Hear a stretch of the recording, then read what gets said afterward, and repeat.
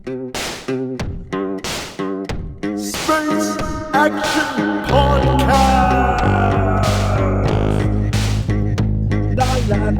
with your hosts Chris Carson and DC and Shama.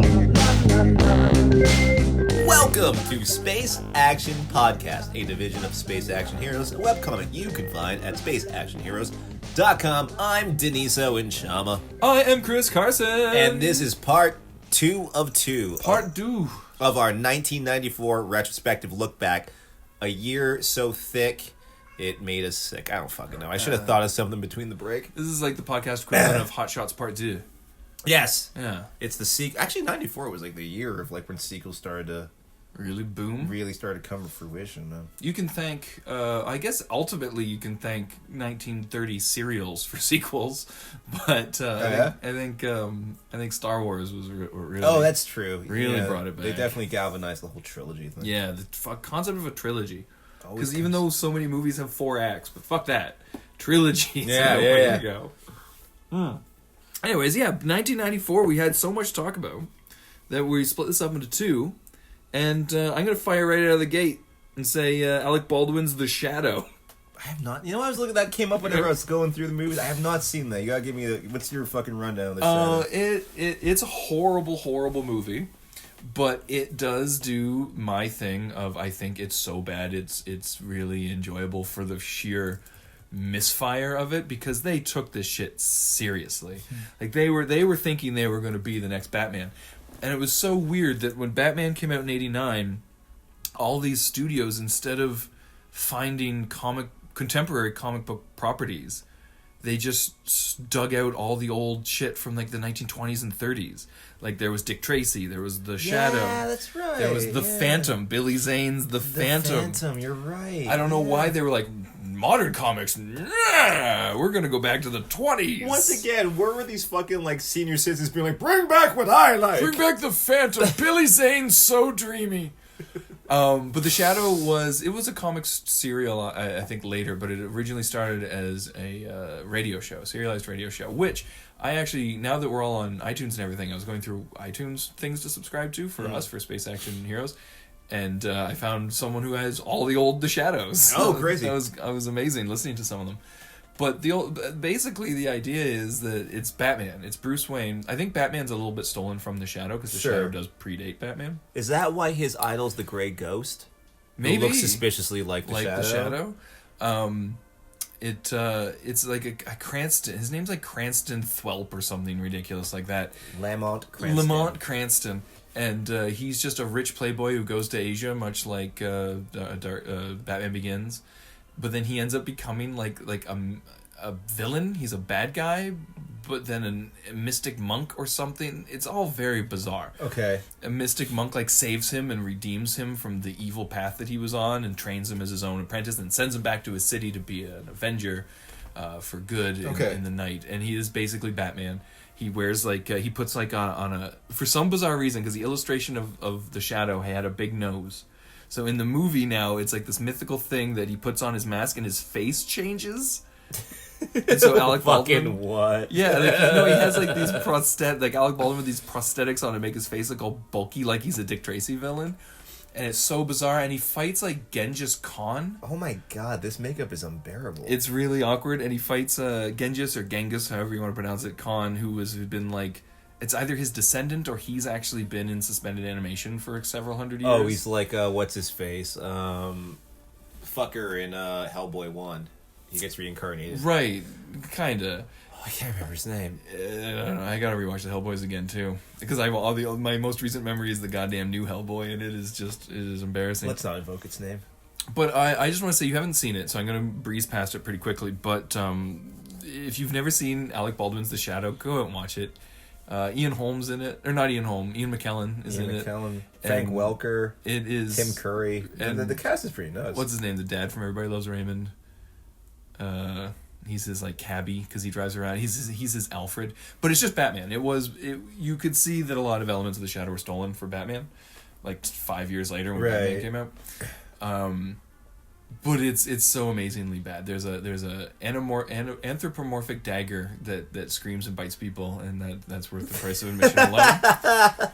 It is so weird. It's just fucking weird. So I recommend if you have an hour and 40 minutes. If you want to kill. watch like a weird fever dream version of Batman, just to pop in 1994 The Shadow. There you go, folks. There's your weekend homework. Speaking of the director's cut of Midsommar is the version I got, and it's 3 hours long. I haven't sat down to watch it yet because I'm like, it's 3 fucking hours. Fun. You didn't like it? Good luck with that. Because I loved Hereditary. Hereditary? Okay. Let's just take a quick segue into Ali Aster's universe for these, because we didn't talk about either of these, I don't think, on Ari Aster. That's I don't think we talked about either of these movies on the podcast. I don't think we did. I like Hereditary up until the last 5 minutes. I think we have talked about that. Yeah. It's a great in terms of like how supernatural and unsettling it is. So fucking phenomenal. Now, I'll say this about Midsommar. It has exactly that. It's unsettling and supernatural and beautiful. Like, some of my favorite cinematography of the year is hands down in that flick. Like, he knows how to composite a shot. He knows how to make you feel uncertain to watch. Like, he makes you how to feel cold and chilling while watching warm, beautiful scenery. He's really good at crafting the narrative. But holy fuck is that movie. The plot is so thin. Yeah. In the first 5 minutes, you're like, this is going to happen. And then you have to watch 3 hours of that happening. So the actual theatrical cut's almost 3 hours too? So 2.5, I think. So they only added about 20 minutes. Yeah, it's not a lot. As someone who even, like, I do like Hereditary even with the ending, do you think I'm going to dig it, or do you think I'm going to go, what the fuck? Again, like, if you're someone, because me personally, no matter how bad the movie is, you give me something pretty to look at, I can put my brain on the wall and be like, fuck the story, I'm just going to look at how cool this looks. Right. So there's a lot of that in that movie where I was like, I don't give a shit about any of these characters, I don't care what happens to them, but at least I'm visually entertained. I can be like, wow, the way he put that dude's feet up on the third level so you only see from the knees down at the very top of the frame in this above vantage point is a really unique way to show it. It's like a comic book at points. There's one shot I love where she's outside one of these cabins, and then I don't know if it's a dolly or a drone how they did it, but it goes from outside the cabin all the way into the kitchen and then to like the back of the house. Okay. And I'm like, how the fuck did he achieve some of these shots? It looks so cool. I wonder if it'd just be simple as a Steadicam operator on a crane. Possibly. Steps off the crane. Possibly. But just stuff like that, like cool camera moves and fucking like really interesting visual shit. Other than that, it's pretty thin. If you're looking for plot, dude, I don't know. I was not into it. Yeah. I was not into it. That makes me even less, like, more, I should say, more hesitant to sit for 3 hours. Yeah. And even the girl I saw, because, like, you know, it's one of those movies where it's very divisive amongst the ladies, because a lot of women were like, yeah, it's about female empowerment, yay for her, she's great. Girl I saw it with was like, Jesus Christ, is that what feminism is now? That is the stupidest fucking thing I've ever seen. Also, you saw it with a non-extremist. I saw it with a sane person. With a sane person. I always confuse that guy as the guy who made The Witch and the upcoming The Lighthouse, which looks fucking phenomenal. I can't wait for that. I cannot wait for that. I mean, Willem Dafoe acting like a psychopath on that period. What?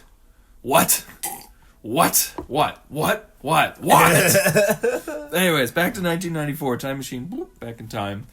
What's your next one? Okay, I saved some of my favorites for last. I don't know where to start. Looks do you just have your favorites left? Because we can go through some of my bullshit. Let's go. Let's hammer through some bullshit, because I don't know, the last couple I got are some of my favorites of all time. Let's hammer through some bullshit. Like Clerks came out. How dare you survival that under bullshit? That's under one of my favorites. I'm not saying the movie's bullshit. I'm saying we probably don't got a lot to say about that. I'll say this much: it's the fucking ship that launched 1,000 faces. Like, say what you will about his later work, Kevin Smith is an important milestone in terms of stoner, nerdy culture. For that, oh wow, I just lost my voice from coughing. Holy shit.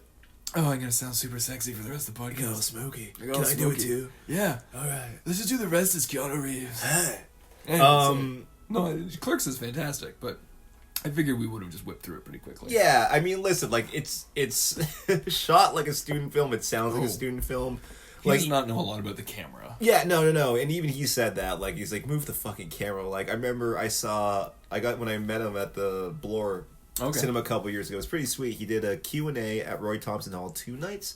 And then they screened all the Askew universe, everything from Clerks to Jay and Bob Strike Back. And he was there for each one. He'd intro and extra each one.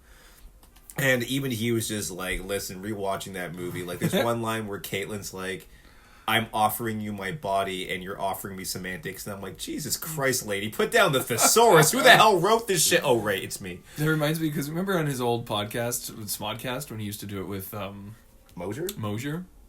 And how he would read old Kevin Smith diary entries. Oh, that's one of my favorite ones. The Emo Kev is one of the best sagas ever. Yeah. It does sound like that kid wrote it. Yeah, it sounds exactly like that kid wrote it. That kid fucking wrote it. Trying to be a little bit too verbose when it's just like, dude, just layman's terms will do here. Like, people are interested in your brain, not the way you communicate it. Like, holy shit. You know what I find interesting about a modern day complaint about Chasing Amy is that everyone's like, because you know how you're just judging the past as if it happened today, yes, and holding it accountable for some fucking reason, because progress isn't a process. But everyone gets pissed off. It's like, oh, you turn a lesbian straight, but I was always of the mind she was bisexual. Yeah, I thought that was the implication. I thought that was the whole thing. Yeah. So what's everyone freaking out about? I don't know. Apparently everyone thinks the movie was about them and their lives. Yeah. And then Kevin Smith was undermining all of their experiences. Yeah. I had the Flintstones. I think we kind of touched on that on the last week. Remember when the pterodactyl shits on the car? Oh, yeah. That's a giant... That's one big pile of shit. It goes full circle. I said it last week. I was excited for it. Jurassic Park happened.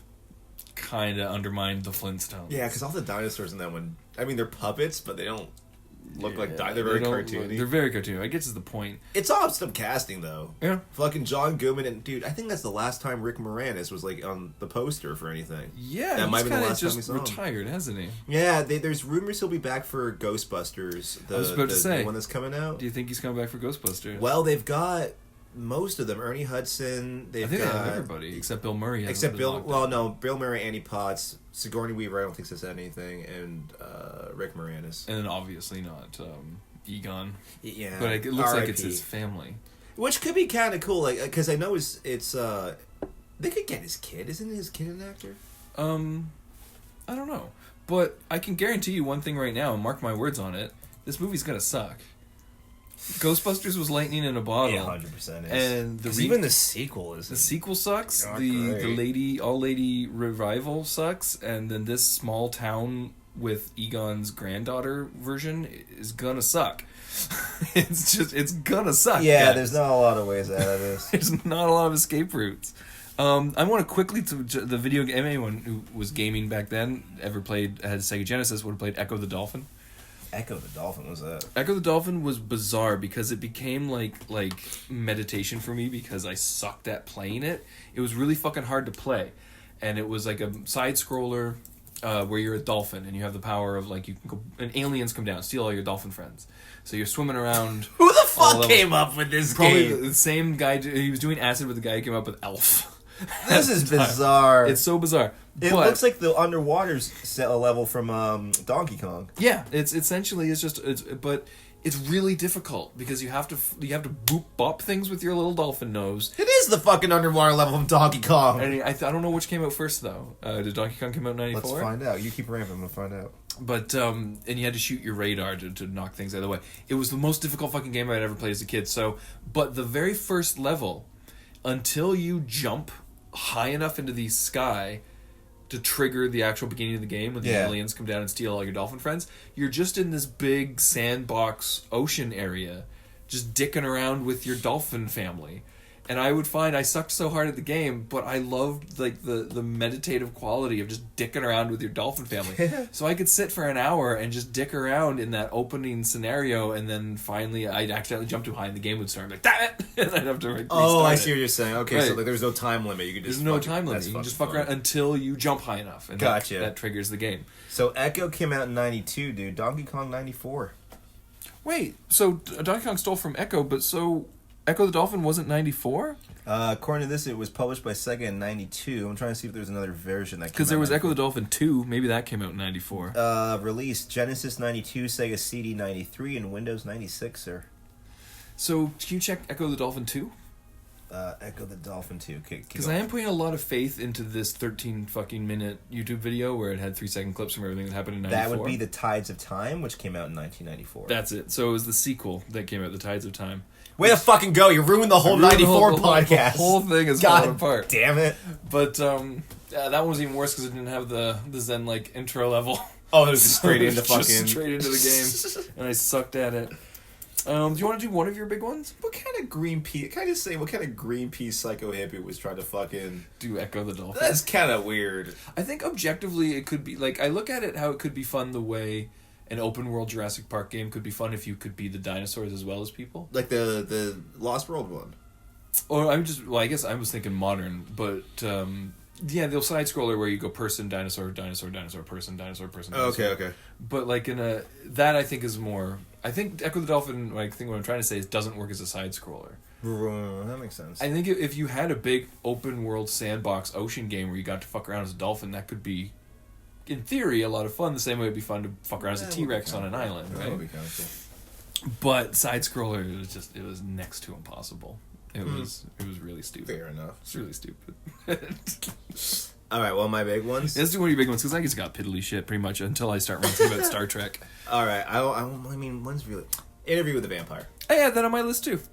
I fucking watched the shit in my nascent gothy kid phase. It's really good. It's so good, dude. It's kind of remembered now. It's sort of like how that song ruined Titanic and everyone just thinks of that fucking song. Everyone thinks of Interview with the Vampire as some sort of like the gay Tom gay Cruise emo vampire. Tom Cruise Yeah. but it's because it was based on like Harlequin novels. Yes. So I mean, I get why the perspective would be there, but it's so good. It's taken so seriously, and that's again like kind of similar to Forrest Gump. It's taken so seriously of just like what happens to a dude over a passage of time. Yeah. Where people come and leave his life. Like what does it do? Do you start to to a person? regret it? Do you start to regret? Yeah. You It erodes away at your fucking on your insides eventually. Whenever you're just like, I had a daughter and a bunch of psychopaths murdered her, violently. And I like that. Like there's some real existential horror to a little girl becoming a vampire. Yes. Because she's just gonna be a little girl forever. Yeah.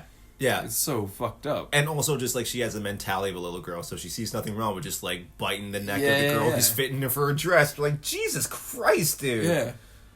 I love that movie. I watched it a hell of a lot as a kid. I don't know what it was that was so fascinating about it, if it was the costumes or just the I was gonna say the nudity or the male homoeroticism. I don't know. Probably everything. Everything. All of the above. And just, I don't know, Brad Pitt kind of playing against type. Like, other than, like, Meet Joe Black, you don't really see him playing that kind of stoic, dead-eyed kind of guy, you know? And, Tom Cruise just being Tom Cruise. Tom Cruise cruising it up, but in a good, like, in a way you wouldn't expect him. Like, I didn't think you could make a charismatic Victorian vampire. Yeah. But Lestat is one of the most interesting characters in, like, movie history. It's one, I don't know a lot about the making of stuff of Interview with the Vampire. I don't have a lot to offer other than my opinion of the movie. But, I do have to say, though, that Tom Cruise, I hate Tom Cruise, but he is a fucking great actor. And I don't know about, like his craft, he's always Tom Cruise. So he's really great at acting like himself, so that side of it, sure. But I just mean what he's willing to do to himself. Yeah. What, like the stunts he's willing to do or the makeup he's willing to do. He's willing to look fat, he's willing to look old, he's willing to look ugly. He doesn't care as long as it's for the role. He's willing to look like a complete wimp in the movie if it works for the character. That's a really good point. So I like that. Like he doesn't have, like it seems like he have the biggest fucking ego, but when it comes to his roles, he's super passionate about just being an actor. Which is kind of cool, because that just means his ego is fueled by the fact that it's like, oh no, but there's been payoffs to how dedicated I am to this fucking job. Like, yeah. I mean, his ego is probably fueled by the fact that he is literally a religion's Jesus. Yeah, that too. That probably I'm sure that doesn't hurt. Exacerbates it a little bit. You're the poster child for an entire fucking organization. Faith, yeah, for an entire pyramid scheme. Yeah, it's a lot of minced words. Yeah. The Tick. Was the Tick 94? The cartoon? Now I gotta double check shit because now I'm worried. Yeah, because you fucked us up with the Echo. I fucked us up with the Echo. Let's see. The Tick premiered in. Watch it ended in 94 or something. I hate the way whenever you Google search thing now, it gives you the most recent one. Like, it's giving me the Peter Serafinowicz version. I'm like, come on. Which was really good. If anyone wants to sit down, it's really fun. It's a fun series. It's not great by any stretch. The animated version of The Tick started in 1994. Yes, sweet. The Tick, I was obsessed with The Tick. I went out and bought all the comics that were much like the Ninja Turtles, were not for kids. Yeah. And I even liked the Putty 90s Tick series or the early 2000s Barry Sonnenfeld series. That was Barry Sonnenfeld? Yeah. Oh man, that explains Putty. Yeah, and then the new show, which is now officially canceled. I really enjoyed it too. But that animated The Tick, it was phenomenal. It was had they ever done like a sardonic animated superhero show, because you had like Spider-Man. I wanted to talk about Spider-Man too. I might as well lump it in because that started in '94 as well. The original animated series. Animated series. It was kind of like it was the same under the same umbrella as like the X-Men. Fox Right, they were just adapting the stories from the comic, Yeah, and yeah. they're taking themselves very seriously. The Tick was just it was like gonzo humor. It was weird, and I loved it. I was obsessed with it because the Ninja Turtles was just a comedy for little kids. Right. But the Tick knew it was like almost like a prelude to Deadpool in a weird way. Sure, yeah. Like it was very strange, and I loved the Tick. I loved his fat little buddy Arthur just flying along with him. In terms of just like subverting the genre, being like, why do superheroes have to be perfect and immaculate all the time? What if they were just a bunch of fucking fuck ups Like and idiots? Yeah. Deflator Mouse. I loved the Batman guy. He was just the shitty womanizer. Then anytime he'd show up at a crime scene and it looked too tough, he'd be like, alright, sorry guys.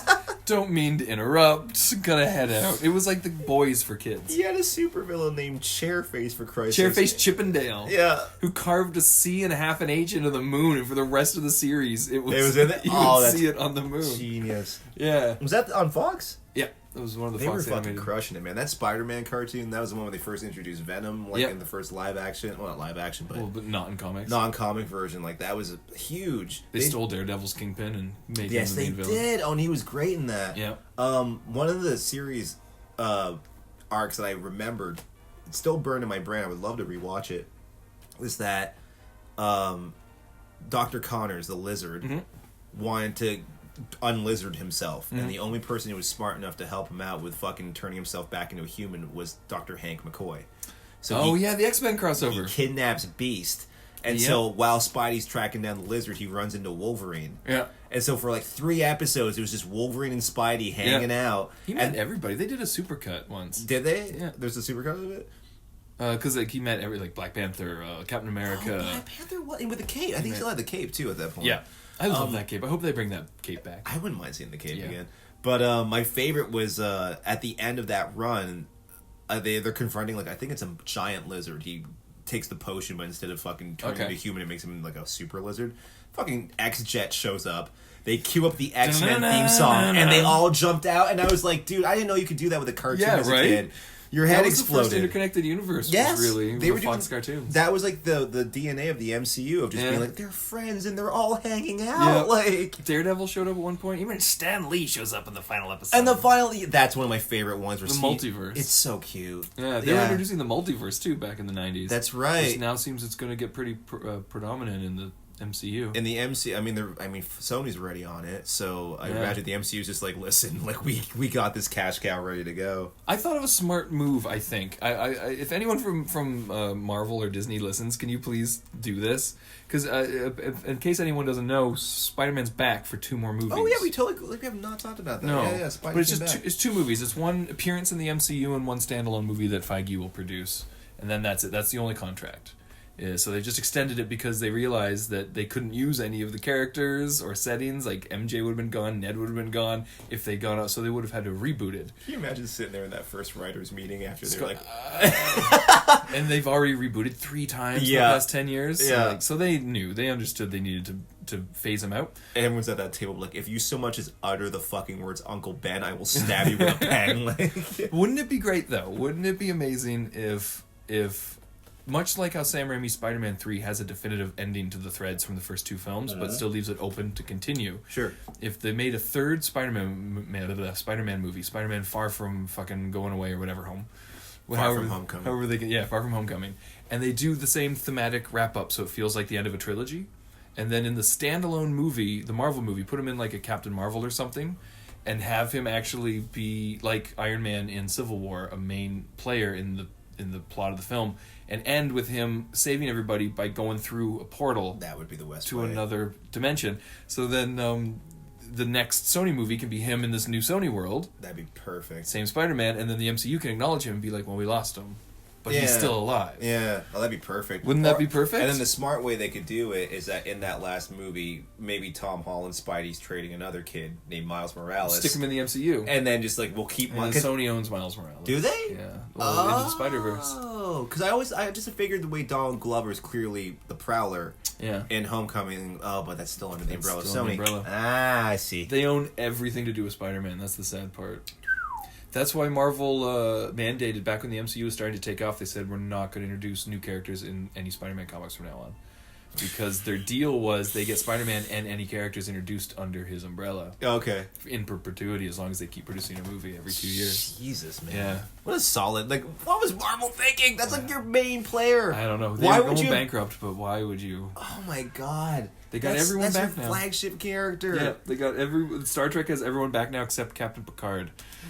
Oh, like, is that why he's doing his own solo thing? No, I'm just saying that's a... Oh, I'm sorry. I thought that was like comparable. I thought you were throwing up a literal metaphor there. I'm like, oh, wait, no, Star Trek is that divided too? Paramount doesn't own all of that shit? Oh, it is actually. Paramount and CBS and Viacom, they're all... That's why we've talked about this before. Yeah, the new Star Trek Enterprise has to be different. Everything has to be different. The suits have to be different. 25% different.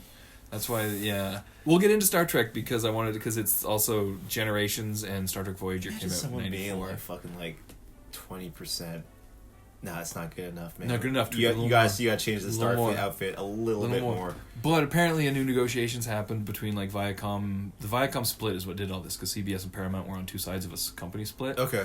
Apparently, that's changing now. There is a parent company coming in and getting everything. So that might mean future Star Trek. You have access to all of Star Trek, like DC with Warner Brothers with DC Comics. Right. They just have we can do it with that. We can use anything Carte now. blanche. Yeah, so that'll be great, but it doesn't matter. Star Trek's dead. I'll get into that.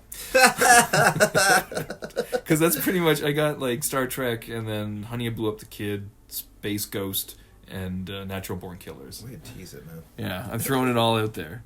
Space Ghost, Honey, I Blew Up the Kid, Natural Born Killers. That's... You got anything with any of those? Oh, yeah. No, you know what I got?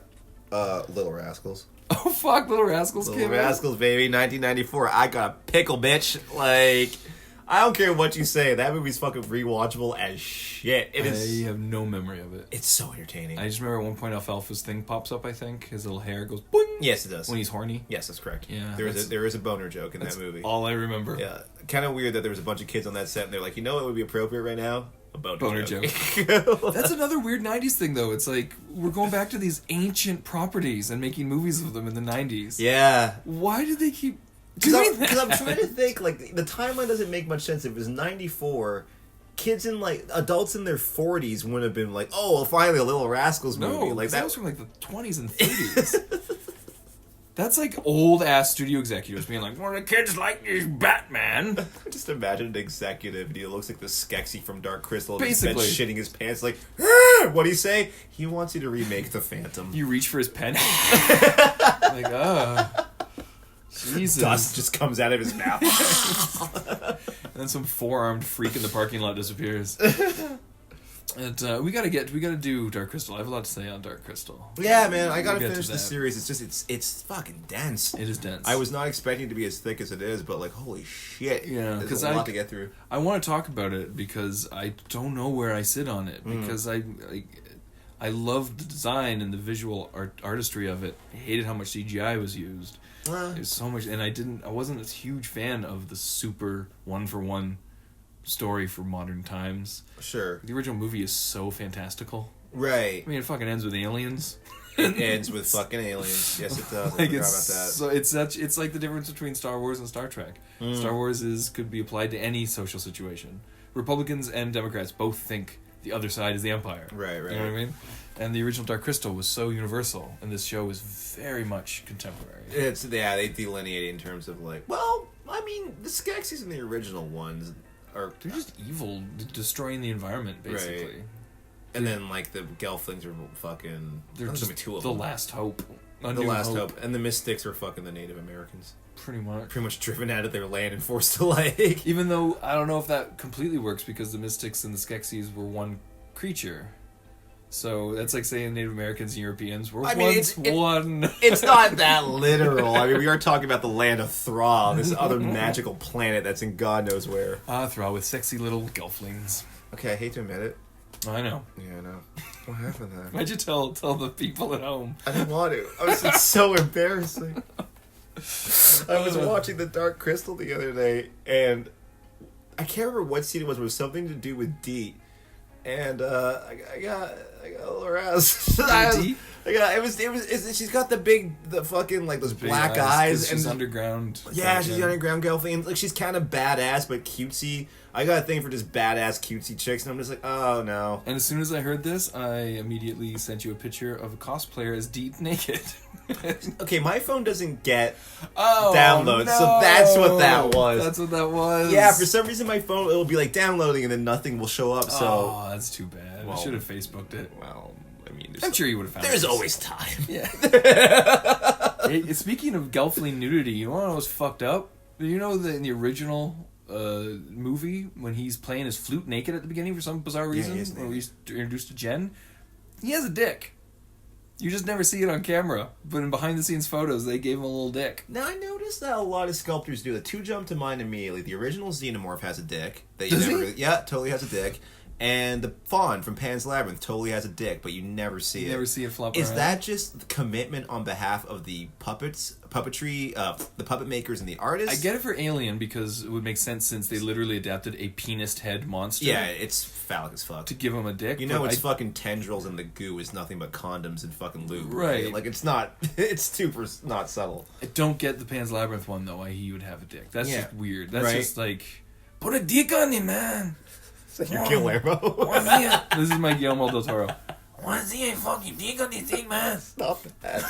It's not bad. He sounds like he has a knife in his nasal, so he doesn't breathe through his nose at all. And then it's kind of endearing. It's a super racist Mexican accent. Sure, I sound like Slowpoke Rodriguez, but I'm trying to do the nasal thing where he acts like I just want him to read me a bedtime story. I remember when I went to that Guillermo del Toro exhibit at the AGO, and just he's like, you know, the way the blood represents this, and then he just has like this little pinched up nose. Yeah, I can just easily hear him like, once upon a time in a mystical land. Like he has that voice. I don't know if it's his interpretation of English or if he actually has a palate issue in his mouth, and he kind of has everything is very all very up here and nasally.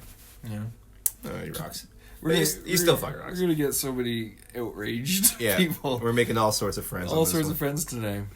I went through mine quickly. I apologize. Space Ghost Coast to Coast, fun animated thing. Was that the interview show? Yeah, it was the interview that show. Old? Yeah. I guess it makes sense because the episode I distinctly remember was the fucking Ramones one, and like they were all dead. Like That was after. a weird year for like deconstructing animated things because you had the Tick, and then you had like an old 1950s cartoon guy hosting a show. Then Harvey Birdman and Tony Lost spun off from that. Nickelodeon had just done Ren and Stimpy in 89, 90, and then they were like, wait, and also The Simpsons became the biggest, like highest grossing thing ever. So I'm sure a bunch of studios were like, oh, adults like cartoons too. Let's just go for really subverted, weird shit. Which is crazy considering the Flintstones was a primetime show for adults. Yeah, Back totally. in the day. Back in the day. Saying they just forgot. I love those old ads where they're fucking smoking, when they're smoking. It's like, gee, Bon, I sure love these something or other cigarettes. I think they were Winston cigarettes. Were they Winston's? Something like that. Back in the day, man. Yeah. I want to see like Captain America Chris Evans being like, after a long day of fighting crime, I would kill Camel to see that cigarettes. ad. Yeah, that'd be an awesome ad. And then the doctor's like, if you have a sore throat. Back when you could technically, like, ethically prescribe cigarettes to someone because it's before they doused them in killer chemicals that skyrocketed cancer rates. Which reminds me, quick segue. You ever heard of the Wilkins coffee ads? Mm-mm. Okay. So back in the day, Wilkins Coffee in the 50s commissioned Jim Henson and his puppet company to make these ads called Wilkins Coffee. And it's these two puppets. One kind of looks like a brown Kermit. The other one looks a little bit like a cross between Telly from Sesame Street That's and maybe horrifying. Gonzo. Yeah, so like it was just the two of them. So the Kermit looking one would be like, "Hey, do you like Wilkins Coffee?" And the other guy would go, "No, I don't like Wilkins Coffee." And then the Kermit one would brutally murder him over and over again. He'd shoot him, drop an anvil on his head, stab him. That's hilarious. It's fucking hilarious. There's a montage on YouTube you can find of Wilkins Coffee ads. My friend sent me this week, and I became fascinated. I'm like, Muppets and murder? I just love the idea of Jim Henson and a bunch of doesn't hippies. have Melissa McCarthy in it. Yeah, that's true. Yeah. I also love the idea of just Jim Henson and the Muppet crew just being like, Oh yeah. We just got paid a bunch of money to make some corporate ads. Are you kidding me? They're not smoking anything. They are dropping things. Yeah, that's a good point. But yeah, quick segue. If you enjoy the fucking Muppets, look up Wilkins Coffee ads, dude. It's such a good time. I intend to, actually. I'm really curious about this. Wilkins Coffee. I'll send you the link, dude. It's fascinating. Yeah.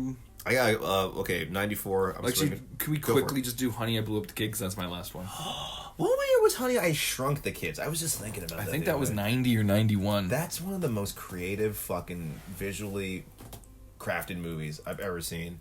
In terms of just like... the first one's amazing. It's insane. The second one I have almost no memory of. Me neither. The kid gets big and he goes to Vegas. That's all I remember. I literally wrote it down. I know anyone listening is like, why did you fucking mention it if you have no memory of it? It's just, again, I saw the clip of it and was like, oh, that movie was ridiculous. Yeah, I gotta mention this thing. Because the first one, at least, it required some creativity. We got to build a robot ant. We have to make all these props that look bigger than, life and all this shit. Mm. The next one's just a baby on a green screen walking around for like 2 hours. And it's Honey, I Blew Up the Kid, isn't it? Yeah, Honey, I Blew Up the Kid. So, because originally it was going to be Honey, I Blew Up the Baby, and then that didn't test well. Or it was the other, one way or the other. It ended up being Honey, I Blew Up the Kid. But, because the first one's Honey, I Shrunk the Kids. But it was supposed to originally be Honey, I Blew Up the Baby. And I just was like, oh, you can't blow up a baby.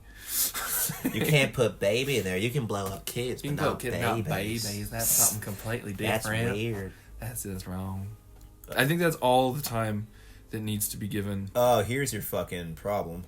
It was originally titled Big Baby about a giant toddler who just grew to a freak size involving a ray. Then Disney saw the possibilities. Oh, and turned it into a sequel. So they what do you call it? It was rewritten with all the Selinsky family. And then, did you have Natural Born Killers on your list? I did. Oh, did we already talk about that? We did not. Oh. It's all melding into one now. Melding into one. Sorry. I'm done until we get to Star Trek. Yeah, I mean, Natural Born Killers, I've only seen it twice, to be honest with you. Me too. 2 or 3 times. Yeah, and I like it, but it's just one of those ones where I'm like, Oliver Stone and Tarantino, that's a lot. That's a lot to digest in 2 hours. It's like a 10-pound steak. Oh. You're like, oh, Jesus. It's like 3 movies glued together. I love that flick, but you're just, after a while, because Tommy Lee Jones is going for 11. Robert Downey Jr. is going for 11. Woody Harrelson and Juliette Lewis are going for 11. You're just there's no subtlety in that movie. Was that sort of the first time Woody Harrelson was like, "Take me seriously, I'm not Woody Boyd"? Yeah, I think so, actually. Pretty much. And then that started. He was on a talk show recently, being like, "I was such an asshole back then because I was always on coke." Well, you do know, his old man used to be he was like El Duce from oh my god, Boondock Saints.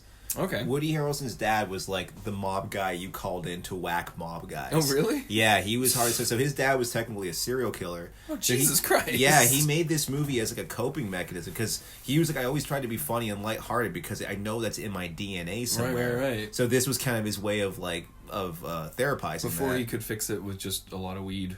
And that's the other thing. I think the reason why he's so hard into the weed now is because if you look at his eyes, I would not want to piss Woody Harrelson off. That scene in True Detective season 1 where he starts beating the shit out of the 2 kids who fucked his dog. Step out of the shell. Stand right here. You're just Woody Harrelson would fuck you up beyond repair. I think you've mentioned this before, and you can attest to the fact that 2010 Chris Carson, 2019 Chris Carson are not very similar people. Not at all. And I can attest that to a lot of weed. It really gets rid of the demons. I agree. It's nice. No, that's me 5 years ago, and now same thing. I sincerely feel a lot of that for that dude specifically, Natural Born Killer, that transition was just him therapizing the fact that underneath it all you are half your dad.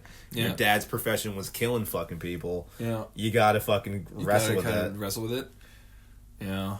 I don't know. I have to watch it again. Mostly just because I haven't watched that movie since Robert Downey Jr. went from that druggy to Iron Man. Oh, yeah. So rewatching it now would be fucking fascinating. He's Australian or something. He's got an Aussie accent. And he's actually really good. I remember the first time I watched that, I was like, he's not Australian? Yeah. Holy shit. Oh, I always forget he's in it. It's been a while since I revisited it. Because that's how good he is. Yeah. He's so fucking... He just melts into the role. Him and Woody Harrelson would have been doing so many lines. I wonder how much the coke budget was on that movie. I'm guessing a good $5-10 million. I really hope they were friends in real life. I imagine they would have fought Tom Hardy and that little Charlize Theron. No, the little brat kid that grew up and says, "Just do it." Shia LaBeouf? Shia LaBeouf. What did they fight on? There was a whole... Remember that gangster movie that they were both in? It was like a couple years ago. Neither did I. But Shia LaBeouf was on one of the Hot Ones. You ever watch those Hot Ones shows? Yeah, I love those. I think they're a little too long. Maybe 10 minutes instead of half an hour. I agree, yeah. But he was talking about how at one point Tom Hardy was walking back from like the gym and Shia LaBeouf was in his hotel room with his girlfriend at the time, just naked, and he yelled out something at Tom Hardy, and Tom Hardy ran in, grabbed him naked, threw him over his shoulder. His girlfriend was screaming, ran out of the door. They started fighting in the hallway, and then Shia LaBeouf kicked him down the stairs. Holy shit. But then he's like, but it was all in good fun. We haven't spoken in 14 years, but it was fine. It's I don't know, totally like fine. Tom Hardy he's a fucking brawler, bit of a dipshit. Yeah, so I no, can see the two of them having fun beating the shit out of each other. You know what I mean? That could be interesting. Yeah, I mean, they're both on that kind of level of just, like, violence is abusing to us. Yeah. They both have that, like, alpha douche thing to them, too. It comes up, though, because I heard that's one of the reasons why Fury Road sequel's been kind of in developmental hell. Because no one wants to work with Tom Hardy? Because, no, apparently, like, Charlize Theron was like, they did not get along. Oh, like, I whatsoever. can see that. Yeah. Charlize Theron seems like an actual quality human being. Yeah. Tom Hardy seems like a kind of an asshole. Yeah. Like, let's be honest. I like him, but, like, there's a reason why he's kind of like, he's just the bro, he's the soccer bro dude of fucking acting. Yeah, right? he is totally the, he's going to be in a riot after a match of footy. Whenever I saw him chilling with his dog doing the Bane impression, like, into a cup, I was like, okay, you would never fucking catch, like, you know, I don't, fucking Sean Penn doing this shit. I'm trying to think of, like, the most rowdy, Right. weirdest dude. Like, even he has some fucking, like, self-preservation. Tom Hardy is a great segue into my Star Trek bitching, but I'm saving it. I'm saving it, bitch. He is Captain Picard's clone. He was in a Star Trek. He was Captain Picard's clone in Star Trek Nemesis. Well, I have a high note I want to end on, but, like, what's your Star Trek? Because I feel like you're just going to tear that thing a new All right, if you want to asshole. end on a high note, I'm going to shit on it because 1994 was arguably the tipping point of the movies because that's when Star Trek Generations came out. That's the one with horseback riding with Captain Kirk Yeah, okay. when they crash the ship, and it doesn't make any bloody sense. And it's also the beginning of every Star Trek movie now has a revenge-based megalomaniacal villain. Every single fucking movie had that. Oh my god, all the JJs, yeah. All the JJs, all the next gen movies, the Borg Queen. Yeah. It was the beginning of the end for the movies, but it was more importantly what I want to talk about because I've bitched about Star Trek enough. I think on our myriad, on our like almost, I think we're almost up to 50 podcasts, and I think I've. Are we bitched. really? Yeah. Holy shit. We got to find out when our 50th one is and do something for it if we haven't already surpassed it. But Star Trek Voyager premiered the same year because there was no time off. Like, Now, for the layman, which one is Star Trek Voyager was the one with the lady captain, Yes. Kate Mulgrew, the Borg, Beverly 7 of Crusher? 9. No, Beverly Crusher was the Doctor on Star Trek The Next Generation. See, this is why I don't talk. It had Neelix, Tom Paris, B'Elanna Torres, who was Chakotay, the Native American first officer who would always like. It's one of the funniest things where he's like, back in the day, my people would use drugs to create spirit quests, but now we have this bliblop inhibitor blah blah blue machine, and they turn it on like woo woo woo woo woo, and they just trip out and like talk to their animal guys. So in other words, one of the writers was like, we want to do the ayahuasca quest kind of storyline, but we're in the future, so yeah. we have to find a way around it. And he comes in with his medicine. And the way the actor who plays Chakotay says "medicine bundle" is really adorable. I don't know why you'd have to hear him say it. Medicine bundle. He comes in with his medicine bundle and he unwraps it, and there's just this hunk of technology that he uses to trip people out. I'm like, what the fuck? But what I was going to say about Star Trek Voyager was I didn't like the show when it first aired because every episode was essentially like you could just pick apart like, oh, that's from Star Trek The Next Generation episode, that's from the original series. There was nothing new about it. They thought by having the ship get lost 70 years away from Earth that they would revitalize the concept, but it ended up just being the same shows over and over and over again. Gotcha. Davey disagrees. He loves Star Trek. Davey really fucking disagrees. He really likes Star Trek Voyager. But we're both just bitching, but just about different things right now. But now that this new generation of Star Trek has happened, which isn't Star Trek anymore, they even like the creators of the new Star Trek say we were more Star Wars people, so we were trying to Star Wars up the Star Trek. Like really fucking missing the point. J.J. Abrams and the guy who does the Way to piss off Star two Trek fan Discovery. bases at once. Right? Just they completely missed the point. So now, being a curmudgeon old man, not happy with his new direction, which I would be happy with if they just fucking stuck to the ideologies of the series. Right. But revisiting Voyager, it's like revisiting Temple of Doom after Kingdom of the Crystal Skull. Gotcha. You're like, this is actually fine. Right. This is like a warm bath. Getting into the old, like every episode, all the characters like each other, and it's optimistic, and they actually fight real, like, contemporary issues, but through the lens of aliens, because they're all trapped on the other side of the galaxy, and they have a really good moral center and moral structure. No one's barking at each other, like it's not a dog-eat-dog fucking world, right, like modern Star Trek is. So it's just so refreshing, and I really think like Voyager is growing on me. It's kind of ironic that, like, I guess that's reflective of the time that, like, they had the more sense back then to be like, we don't want to have a very shallow perspective of this universe where it was used to be about, like, Gene Roddenberry was like, we're gonna go into space and fucking have, like, what if situations. We don't want to make it this BS fucking two-dimensional villains versus, like, these two-dimensional hero kind of characters. It took the 21st century to get there. To get there. Yeah.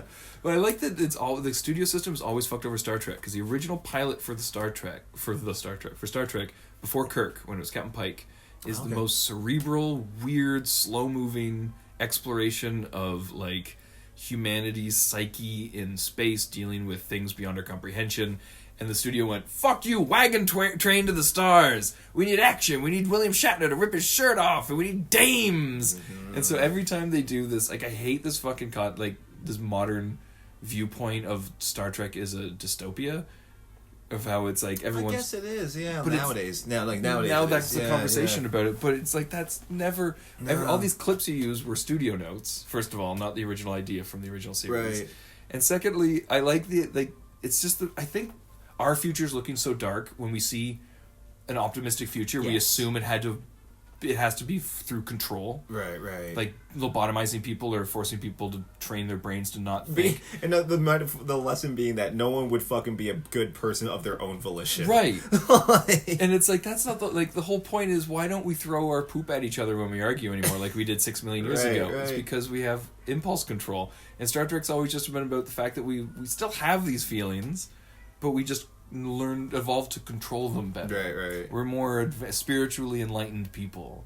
It's not like we're cutting insurrection out of our brains. Mm-hmm. We just don't do it anymore because we can look at the bigger picture and go, well, that's pointless. We don't have a myopic point of view of, like, we're stuck on this little planet, you know? It's like, no, it's more of a galactic thing, and we're a tiny cog in a massive machine. Right. Yeah, and so I really get bummed out with these new perspectives of Star Trek as a dystopia. You're like, you're painting this with such an individualistic brush of the 21st century. And also just kind of feels lazy. It's easier to make fucking silly villains that just want to destroy the planet, as opposed to, like, having some introspection and maybe creating something that challenges people to think for a minute. It doesn't make any sense to me. And I'm not excited about Tarantino's Star Trek at all, because it is the death throes of a franchise beating a dead horse. If Tarantino wanted to do, like, Space Quest, and it was inspired by Star Trek, I'm all on board. Sure. But it's so fucking desperate to get Tarantino to come in and do a rated R Star Trek movie. Right. Like, you just don't care at all anymore. You just want money. And like what, like what if it was, say for example, what's his name, Denis Villeneuve, like a guy who's done sci-fi who kind of gets he came in and did it, that would probably be great. It would make more sense. But when you hear Quentin Tarantino's jumping, it's like whoa, this sounds like a studio stunt casting. Yeah, it's just computer. It never solidified more in my mind how dead the concept of Star Trek is than Quentin Tarantino's Star Trek. And I fucking love Quentin Tarantino. Yeah, no, that's fair. I mean, I'm trying to think of a comparable example. Like, if I love Seth Rogen and Evan Goldberg. Like, I think The Boys and fucking Preacher. Oh, Preacher didn't end that well. I just finished that. Jesus Christ. No, it's so good? No pun intended. Holy smokes, yeah. I mean, to be fair, I think what happened was the ratings were going down, so they just rushed, like, 8 issues of the comic into one season. Oh, really? Oh, it was pretty hard to watch. They just crammed it all in. It was not. It was... Anyways. If they were to say, like, hey, man, we're taking on a Star Wars movie, I'd be like, no! Yeah. It does not. That's oil and water. Exactly. It does not work. Doesn't work. I don't want George Lucas anywhere near Star Trek. Yeah. I don't want Gene Roddenberry anywhere near Star Wars. Exactly. But I want to make one last point, because we've kind of fucked you to Scientology a couple times already this episode. One more. Fuck you, Scientology. One more, but I got one more big one, because Gene Roddenberry once met L. Ron Hubbard, and he was telling him about this idea he had called Star Trek. And L. Ron Hubbard, like, Gene Roddenberry's quoted him as being like, if you really want to make the money, turn it into a religion. And then Gene Roddenberry was kind of pissed. He was like, shit, I'm not making money from this show. I should have taken IDIC, which was the Vulcan infinite diversity from infinite wisdom from infinite diversity, or something around like infinite diversity, infinite something. But it's all about infinite diversity, basically. IDIC. If you look up IDIC. And he tried to push that, because you have to admit, like, objectively, Star Trek was a bizarre social phenomenon. Like, people really attached themselves to this progressive ideology of the future, that this weird little 3-season show ended up creating 50 years of conventions and spin-offs. There was something about it, and I think that seed was what that... year was it? 66. So you're coming off of, like, the 65 was the Cold War? No, Cold War was 80s. Vietnam. You're in the middle of fucking Vietnam, am I not mistaken? 66. It was because Korea was 50s, so Nam. Yeah, it was Nam. So, like, I imagine that world, like, you're looking at just finding out, like, oh, the country we've been rooting for this whole time is in fact a bunch of terrible fucking people. And just the idea, let's portray it. Like, what if this wasn't the case? Yeah. You know? Can you, like, just imagine that social movement of millions of people across America going, I like that bridge filled with every ethnic. Yeah. That's a good thing to me. Yeah. Like that, finally someone's speaking what I like, saying what I would like to see. Right, you know? and so it was a crazy social movement that I think people working on Star Trek now don't really understand what made it as big as it was, which was its optimism. Yes. Like, the idea that all this is worth it, all this bullshit we're going through is worth it, because look how great tomorrow is. Right. So when you make a show like Star Trek Discovery, where everyone's vicious, violent, dog-eat-dog world, it's like, well, we still have to get... What's the point of this if that is so bad? If hundreds of years in the future we haven't overcome shit like that. Yeah, it's all the same shit. So that was my... But yeah, he really wanted to turn IDIC. Did you find out what IDIC means? IDIC stands for Infinite Diversity, Infinite Combinations. That's it. That was it. And so he tried to start that religion after the show was bombing and he wasn't really getting the money he wanted. Under the advice of L. Ron Hubbard being like, just turn it into a religion, the fucking idiots will eat it up. Did L. Ron also advise him to get a boat full of underage boys? Because apparently that's a thing he was a big fan of. I think that was, I think he saved that one for Spacey. And I, of course, mean Mr. Spacely, the boss in the Jetsons. Oh, that explains the mustache. He was a renowned pedophile. Yeah, that mustache he has looks kind of fucking petty. So that was it. That was my Star Trek rant. I got one last one. All right, let's do this. And probably my favorite. Definitely my top 5 of all time. Okay. Leon the Professional. Never seen it. Holy shit! Really? What? Oh my god! Everyone yells at me constantly to see this. So that movie is essentially just fucking like Lone Wolf and Cub crossed with La Femme Nikita, like this, or is that the one I'm thinking? No, Lolita. Where it's just kind of like, she's this underage girl who's like totally in love with the student, but by the end of it, you're like, they deserve to be together. It's the most beautiful love story ever told. Is so delightful. Luc Besson crafted a beautiful work.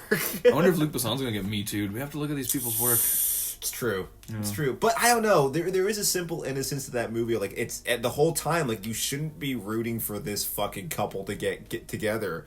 But like, there's something about the theme of just like. Spoilers for a movie that's 25 years old. Because I haven't seen it. I love that fucking movie, and I've seen the director's cut like a billion times. His whole backstory is that he was a French farm boy who was, I think, he was involved with the mob somehow, and she fell in love with a girl, but her father disobeyed and said that like he couldn't be with her. So when they tried to run off together, her father killed her. So as revenge, he went out and he killed the father, and then he fled from France. Became a hitman. Came to New York City, where he was found by Danny Aiello and turned him into a fucking hitman. Meanwhile, her family she's like this second kid in the family. The parents are separated, so she has a stepmom who fucking hates her. The whole family's horrible, except for her little brother. Her dad is muling coke for this crooked DEA agent, played awesomely by Gary Oldman. And they whack her whole family. And the reason she's so bummed out is because there's a great line Natalie Portman has where she's just like, Jean Reno's trying to console her, and he's just like, yeah, I'm so sorry about your family. He's just like, my dad had it coming. It's like, well, I'm sorry about your mom. She's like, she probably never looked better. Like, she's all dark and just broken. She's like, then why are you crying? He's just like, because they killed my brother. He's a 3-year-old kid. Like, what the fuck did he ever do to hurt anybody? So the motive's so clear cut. You're like, oh, I want to see this French hitman kill everybody. I want him to John Wick the shit out of everyone in this movie. Still never saw John Wick either. It's kind of the same idea. Like Same thing. you kill you take a man who can just kill everybody. You give him a motive. You're like, that's the pin comes off the grenade and you're in the whole time. Wait, your high note ending episode was a pedophile hitman movie? It's a pedophile hitman movie featuring Gary Oldman as the most coked up DEA. I don't even know what the fuck he's supposed to be on. It's so good. The soundtrack kicks ass. It's the same dude who did the soundtrack for GoldenEye. No, I hear nothing but good things about Leon, and it's just one of those ones that I've just never got around to. Eric Serra. He also did the GoldenEye soundtracks, so like that weird kind of noises and like the GoldenEye. He uses those a lot. It's such a fantastic movie, dude. Like, I got nothing against it. I have no reason not to, other than Natalie Portman will awaken things in me. But the worst part about it is that it's like her fucking at her peak. Like she's, I think she can't act. I think that's the best she's ever acted. Like there's so many moments in that movie you forget you're watching like a 12-year-old kid in a movie. You're like, oh no, I just assumed this was a documentary. We talked about this before. Child actors rarely become good adult actors. Rarely become every once in a while. Yeah, rarely get better. Get better for you sure. know, like this, she's so fucking phenomenally amazing because she's dark and brooding at times, but then she's also like a lighthearted 12-year-old kid. She has so much range in that movie. It's fucking nuts. Do you think her just not giving a fuck about Star Wars really? It broke her. She's spoken openly about that, where she was just like, I look back on those movies with so much regret. Like, I just didn't give a shit. Like, it's her regret for her performance. Yeah, like my agent told me to. Like, she specifically the Phantom Menace. She was like, I did not care. Like, I hadn't watched a single Star Wars movie. I didn't care. I was just phoning it in. What is it? I will not support a course of action that will lead us to war. How long have you been here? You're a slave. You're a little boy. I don't know why that's the scene that gets me the most. Because I think it's because Queen Amidala I can write off, but that's her first dialogue as Padme. Right. And she's supposed to be just a chick who came with this random stranger. So it's like, lighten the fuck up, girl. Like, this is the guy, like, presumably you're going to fall in love with in the next two movies. Have some charisma in the scene. Like, she's like a robot in that fucking scene. How ironic that the jailbait from Leon the Professional went on to search jailbait of her own. Search for some jailbait of her own. And that's why Lucas cast her. It's like she knows what it's like. You know my theory on George Lucas. Yeah, we all know. I think you watch those movies with the right pair of eyes. Yeah. Because Han's supposed to be 30 and Leia's 17. 17? There's supposed to be 17 in the first movie. Yeah, there you go. But there was no romance. No romance between Han and Leia in Star Wars. So at least he waited till she was 18. I like to think, because remember Carrie Fisher in that book outed that he fucked her, yeah, they had an affair between the movies. I like to think that's why there's so much tension between them and Empire, is that they were like they were on Ord Mandel riding away from that bounty hunter, and they just fucking hooked up once, and that's why they're kind of like, come on, you think I'm all right, come on. Like, I know that Carrie Fisher is now untouchable in the marching orders of the modern world. But fuck Carrie Fisher for putting that in her book. Like, I'm gonna destroy this guy's life 40 years later. But I think the reason she got away with it is because they were already divorced. Yeah, I guess so. It was just kind of like who that's gives... weird, isn't it? She must have asked him, right? I hope so. I'd hope so. She must have asked him. Like, is it cool I dropped this? This is also the same... I'm going to shit on Carrie Fisher for a second. I apologize. I know. Get ready. You get ready. Lady fucking Jesus now, and I don't understand why, like just an old shitty actress cokehead who was in some awesome sci-fi movies has become so beloved. But you go back and look at 1997 when they were doing the re-releases of Star Wars, and she talks about how she wanted to be in a bikini in Return of the Jedi because she'd had her breasts taped down in Star Wars because George said there's no jiggling in the Empire. Right. And in no Empire Strikes space. He said there's no jiggling in the Empire. That's also been misquoted by Carrie Fisher. No jiggling in the Empire. Because the shirt What does that exactly mean? They taped down her boobs. Yeah, I get that, but like, what's the implication? The Empire doesn't like tits? No sexual. I think it was just the way. I don't know what his meaning was. Like no sexuality in this movie. That's more questionable on George Lucas's point of view than anything. I think ultimately just meant there's no jiggling in this fucking movie. It's a movie for kids. Maybe all the Imperials are eunuchs or something. Maybe I don't know. Anyways, that's weird. So during that late 90s revival of Star Wars, she went on and she was talking about how George, like, she didn't want to have her breasts taped down, but she had them taped down, and then she wanted to be in a bikini to show off her body because she'd been so bulked up for the whole movies. And then 30 years later, she writes a book in the Me Too era, and she's like, oh, they always would make me put on the skimpy outfits for the first movie, and then they forced me in. I was crying in the bikini. Like, you're on record saying that this was your idea, but now you're jumping on a fucking movement to try and maintain relevancy, you old toothless hack. Fuck you, Carrie Fisher. I said it. I said it. What was the quote she had? I remember there was one where like someone was like kind of offended about the Jabba the Hutt toy. Yeah. And then she was like, "Oh well, just tell your daughter that like I strangled the massive slug thing to death. Like that's kind of the fucking point of that scene. Is that I'm in my skivvies. Yeah, and I still killed strangled her to death. Yeah, I killed one of the most powerful mob bosses in the galaxy. But she turned that all on its head On for the her book? tell-all book. Oh, okay, I haven't heard that part. Yeah, she said that they forced her into the bikini and it really upset her, and that everyone. That's the thing. There's no bras in the Empire, is what she said in the book, which to indicate, like, implying that the men were like, take your bra off, we want to see your boobs in this sheer outfit. But the reality was, it was no jiggling in the Empire. I think that's what... And they taped her breasts down. That's why Krennic was so pissed at what's-his-face's wife in Rogue One. Just, He was like, she didn't show me a tits shoot, see huh? any jiggling. I don't know. I'm doing it for mostly comedic value right now, but Carrie Fisher is just a human being. And she's not some sort of spiritual leader. Exactly, she's an actress, and Jesus Christ, she was dropping acid at 8 years old. Like, Right? you think that she's straight in the head? Like, for fuck's sakes. Like, you try being the fucking daughter of what's-her-face. Debbie Reynolds. Debbie Yeah. Reynolds. Singing Wasn't in the Rain, she baby. insane, too? I It's a heard. little off. She was like Margot Kidder insane. Didn't they find Margot Kidder in an alley with no teeth? She was found behind some old couple's house, I think in their woodshed, and her teeth were missing and shit like that. Because of the meth. Something like that. Yeah. But- Superman people don't have the best of luck. So that franchise is cursed, eh? Like, holy shit. Yeah. Is that what we end on? We're ending on 1994. Woo! Brendan Routh's coming back as Superman. Is he? Oh, in that fucking Ultimate Yeah. Universe. He's in his old suit and everything. Jumping off the Star Wars tangent, man. They're saying fucking Mark Hamill might come back as the Joker. Live action? Which would be kind of cool to see, like a live Like a action. multiverse him. Yeah, I think that'd be dope. Do you remember when Old man Joker and he's just kind of like broken and fucking crazy. Yeah, like that'd yeah. be so cool. they gotta like, because they forced Mark Hamill to lose a bunch of weight for excuse me, my voice is all fucked For up Last today. Jedi. For Force Awakens. Oh god, do they really? Yeah, that poor so man. He's in it for half a second. He's wearing a robe. Yeah.